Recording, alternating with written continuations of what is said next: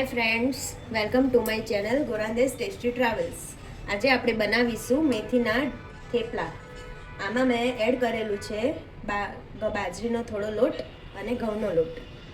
હવે આપણે એમાં એડ કરીશું આદુ લસણ મરચાંની પેસ્ટ.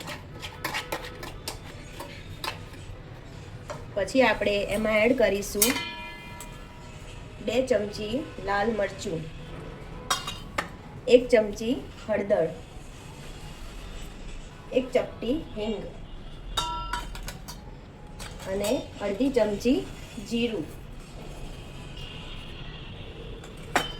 પછી એમાં એડ કરીશું વરિયાળી, 2 ચમચી વરિયાળી અને 2 ચમચી તલ. તમારા સ્વાદ મુજબ તમે એને વધારી અને ઘટાડી શકો છો. તલ અને વરિયાળી તમારી ઈચ્છા અનુસાર વધારી શકો છો. 2 ચમચી ખાંડ. ખાંડ પણ તમારી ઈચ્છા પ્રમાણે જેટલું ગળપણ તમને જોઈતું હોય એ પ્રમાણે તમે એડ કરી શકો છો. વધારે ગળપણ જોઈતું હોય એ વધારે એડ નાખી શકે છે. પછી છે થોડા લીંબુના ફૂલ. તમારી પાસે દહીં હોય તો દહીં પણ નાખી શકો છો. દહીંથી ટેસ્ટ સારો આવે છે. મેં અહીંયા લીંબુના ફૂલ એડ કર્યા છે, તમે દહીં પણ એડ કરી શકો છો. પછી 2 ચમચી મીઠું. મીઠું સ્વાદ અનુસાર. તમને ઘરમાં જેટલું મીઠું વધારે જોઈતું હોય તો વધારે એડ કરી શકો છો. ઓછું ખાતા હો તો ઓછું એડ કરી શકો છો. ઓલમોસ્ટ બધી વાનગી એડ થઈ ગઈ છે. હવે આપણે એને મિક્સ કરીશું. આ બધો મસાલો એકદમ મિક્સ થઈ જાય 2 મિનિટ માટે એને મિક્સ કરીશું બધાને એકબીજા જોડે. સરસ રીતે ભેળવાઈ જાય.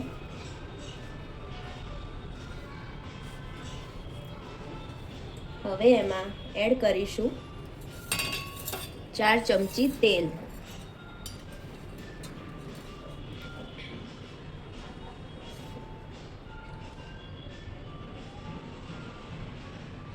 તેલનું મોયણ મુઠ્ઠી બંધાય એટલું રાખવાનું. મેં અહીંયા અડસટ્ટે જ તેલ નાખી દીધું છે. તમને માપની ખબર ના પડતી હોય તો તમારે 4 ચમચી એડ કરતા રહેવાનું. હવે પાછો લોટને મિક્સ કરીશું એકદમ સરસ રીતે.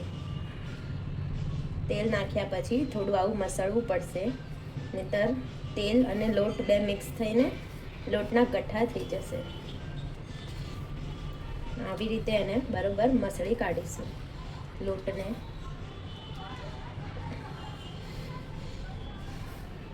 તેલનું મોયણ દેખો આવું મુઠ્ઠી વળાય એવું હોવું જોઈએ.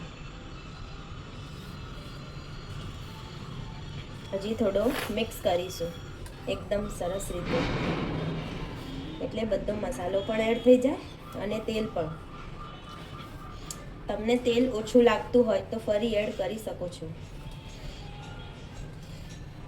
તેલ એડ કર્યા પછી આવું બંધાતું ના હોય તો બીજું એડ કરી શકો છો. હવે બધો મસાલો અને તેલ બધું એક સરખા સમાને થઈ ગયું છે. હવે હું એમાં એડ કરીશ 2 વાર ધોઈને પાણીથી, અને પાણી બધું નિતારી દીધું છે. 2 વાર ધોઈ છે મેથી અને એકદમ પાણી કાઢી નાખ્યું છે. મેથી બી તમારી સ્વાદ મુજબ તમે વધારે ઓછી લઈ શકો છો. વધારે લેશો તો મેથીના ઢેપરા એકદમ લીલાછમ લાગશે, એકદમ દેખાવમાં સરસ લાગશે. અને મેથી ઓછી હશે તો પણ ટેસ્ટી તો બનશે જ, પણ જે લીલાછમ છે એ ઓછા દેખાશે. એટલે મેથી તમારે ઈચ્છા અનુસાર નાખી શકો છો. મેં તો અહીંયા વધારે નાખી છે કારણ કે અમને મેથી વધારે ભાવે છે. અને લીલાછમ ઢેબરા મોંમાં તરત પાણી આવી જાય છે. દેખો બધું સરસ મિક્સ થઈ રહ્યું છે. મેથી પણ મિક્સ થઈ રહ્યું છે, દેખાઈ રહ્યું છે.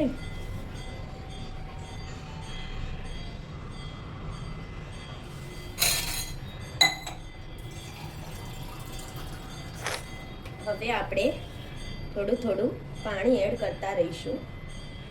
એકદમ ઉતાવળ નહીં કરીએ, થોડું થોડું પાણી એડ કરીશું. ઉતાવળ કરીશું તો લોટ એકદમ ઢીલો થઈ જશે, તો ઢેબરા વણાશે નહીં. એડ કરતા જઈશું અને મિક્સ કરતા જઈશું લોટને. ખાસો અડધો ગ્લાસ પાણી મેં રેડી દીધું છે. હવે એને બરોબર મિક્સ કરું છું.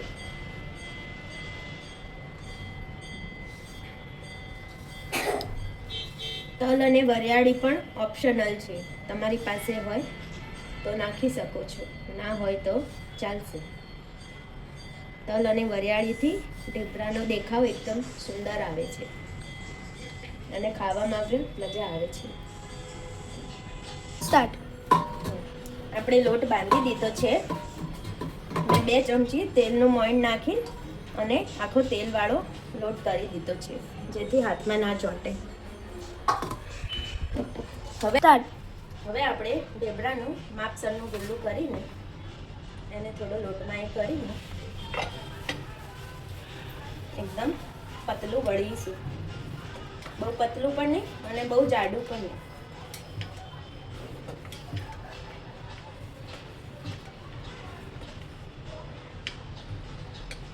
આ કિનારીઓ ઢેકી કરી દેવાનો, ફાટેલું લાગવી ના જોઈએ.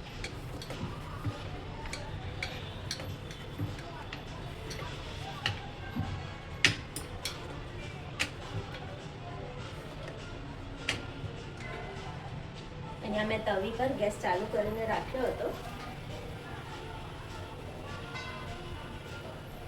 તવીને થોડી ગરમ થવા દઈશું.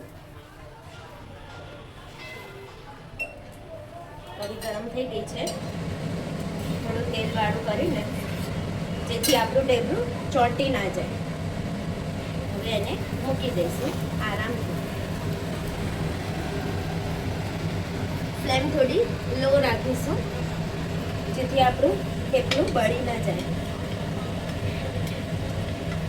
એ થાય ત્યાં સુધી આપણે બીજું થેપલું વણી નાખીશું.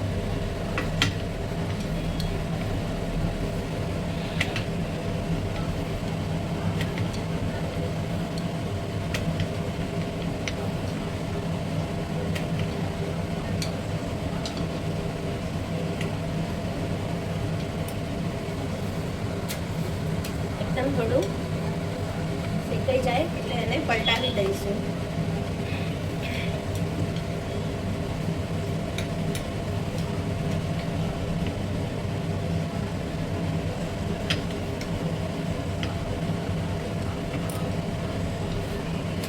પાછળથી થોડું થઈ ગયું છે.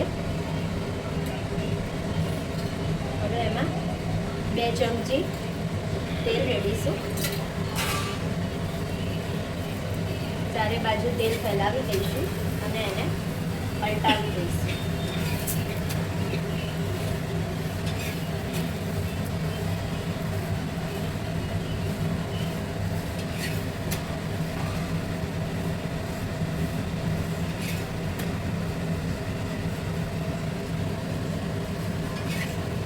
આગળ પાછળ કરતા રહીશું.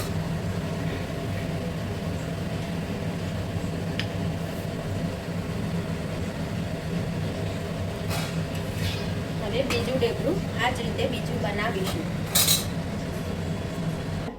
તો બની ગયા છે આપણા મેથીના થેપલા. એને તમે ખાઈ શકો છો ખાટું અથાણું સાથે. દેખાવમાં કેવા લાગે છે એ મેસેજમાં જરૂરથી કહેજો. અને તમને તમારો બધાનો આભાર. તમે મારો વિડીયો છેક સુધી જોયો એ બદલ તમારો ખૂબ ખૂબ આભાર.